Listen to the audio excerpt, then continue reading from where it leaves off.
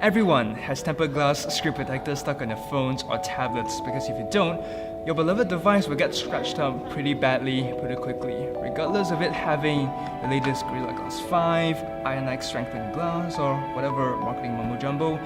It will scratch or even crack. Therefore, it's very important for you to get a good quality tempered glass for a beloved device. But with the market flooded with cheap tempered glass screen protectors, is it really worth it to get an expensive one that promises better quality and better usability? Let's find out.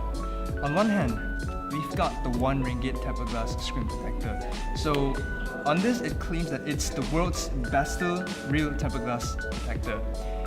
If we open this, you can see that there's not much inside. You've got small dust absorbers, you've got the tempered glass by itself, and dry and wet wipes. On the other hand, we've got the Capdace Premium Tempered Glass. So this costs 69 ringgit. So essentially, you can get 69 of this world's best tempered glass screen protector. But should you?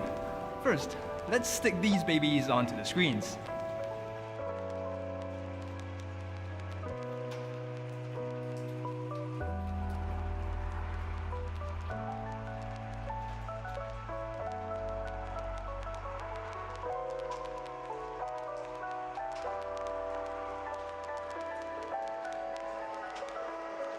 And done. On the white iPhone, we've got the RM1 tempered glass screen protector. But as you can see, the sides aren't sticking that well, so it's a bit distracting when you're using a phone. Whereas on the expensive one, it looks much better.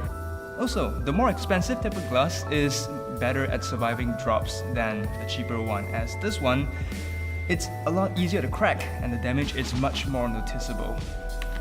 You can see that the more expensive tempered glass is much better at repelling smudges and fingerprints, and it's much easier to clean than the cheaper one.